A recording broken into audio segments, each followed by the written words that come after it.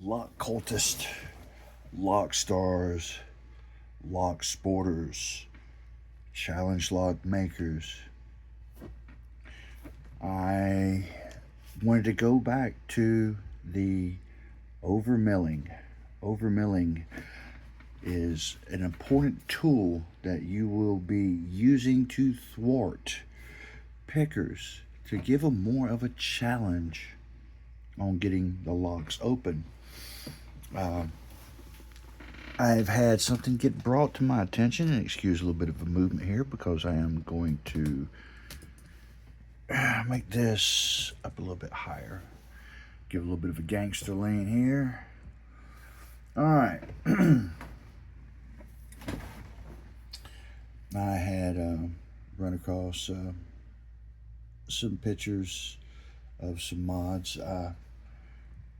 Kind of really questioned me with what I was seeing. Now, with this lock, like I said, I messed up trying to do the T-trench. So what I did is I came here and filed it down with a file. Tried to make that flat. And you notice it's also deep. And if you also notice too, it is wider than the pin chamber. I did this for a reason because I wanted to show some of my concerns. And a lot of people, when they start making these, they just see something that looks good, you know.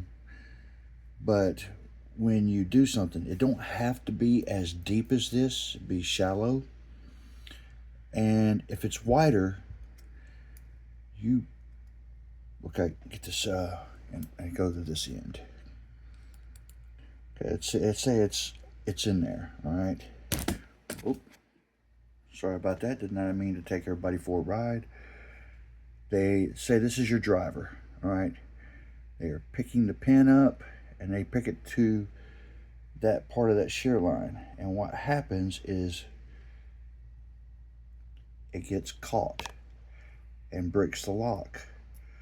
You've created a bigger gap there. And when it comes off that pin, it's going to follow in there. That's when it's too deep. But you don't want that. You don't want that to happen.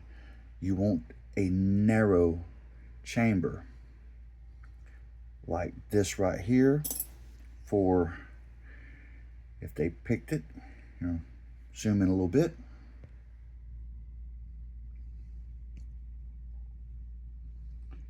With this particular one, yes, I know it's a nail, but still, it falls over and the nail can clear.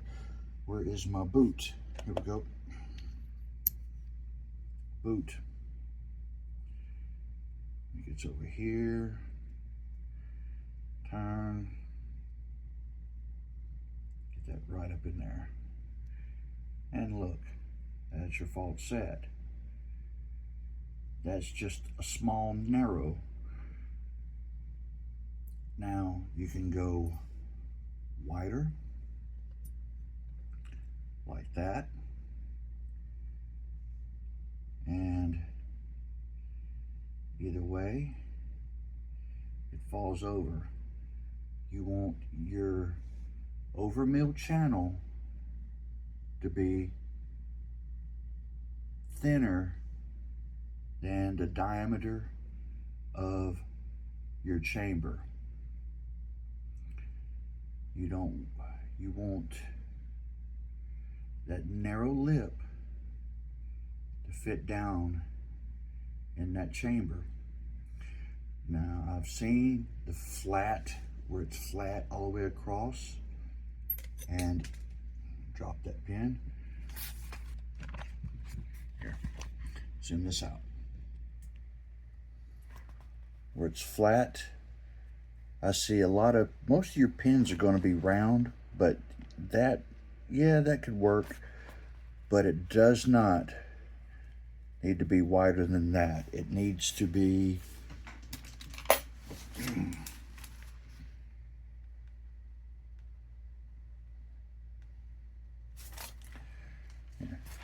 That, no. That, good. All right. It doesn't need to be like that. No, no. Your chamber's here or here. Like this or like that. That way your pin will actually get caught. Now you can see this one right here, that right there. I use this. Matter of fact, that's the ledge I used. Come right here.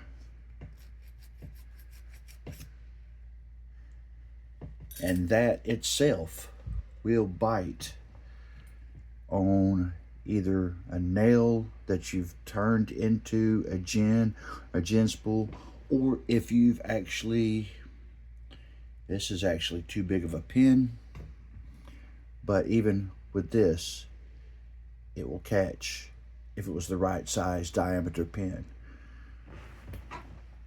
I wanted to show people that, especially new challenge lock makers, it's pretty much essential to understand how it works, what you're going for, and you see with this spool right here, that lip of that spool, now undermilling, undercut, same thing. Same exact thing, two different words. Basically, you will go move the this pin here, if I can get it to come out. A pick, give me a pick, any pick a do.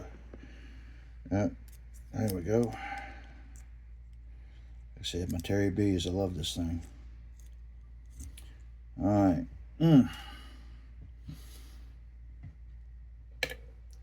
And where is the jeweler's deburring wheel? I did not plan ahead, but I'm trying to kill two birds with one stone here. All right.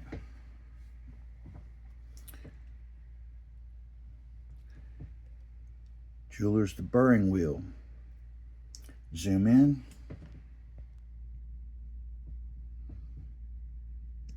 All right, you see our channel right here. You'll want to come in down below that channel.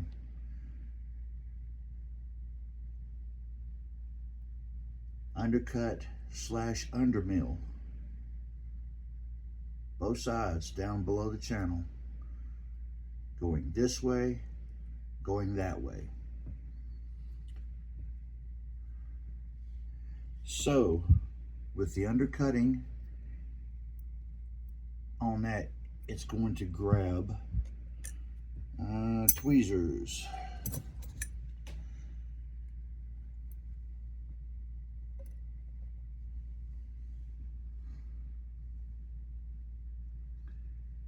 It's really going to grab that lip of that spool, and it's going to hold on to it, and it's not going to let go until they counter rotate and push it up. Same thing. It's not going to go anywhere until they counter rotate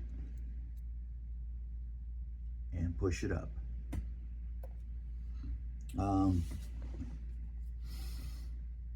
This particular one, sure, I could have took a file, went right here, I could do that, but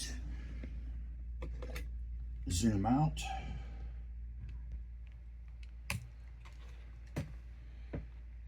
That is what I used. This is a battery operated bead reamer. I use this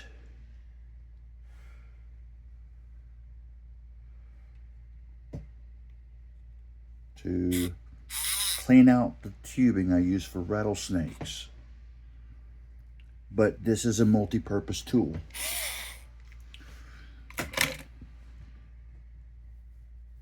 I will make another video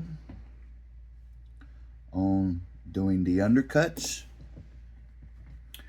I will talk about it up here like I've done in a previous video, as well as inside the plug. That is pretty much all that I wanted to talk about. I'm sorry it took so long for this video, but there was things that I really wanted to get out there because I wanted to help out new challenge lock makers and show where some of the things I was seeing could be a mistake to keep the lock from working properly with the key. And as far as the shape, sure, it can be triangle, it can be rounded, and if you wanted to use square, that's fine, no problem with that at all. But you got to remember, most of your pins, majority of your pins, 99.9% of your pins are going to be round. So if you use something that is triangle or rounded to fit the profile to bite around it, you're good to go.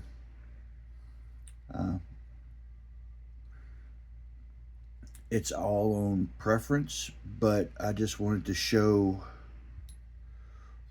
some of the things that I have seen and just give it a try to see if you notice a difference. Everybody, that's pretty much it. I'm sure that this will help somebody out, and good luck on making your challenge locks. Have a fun time diving down that rabbit hole. Until the next video, y'all take care.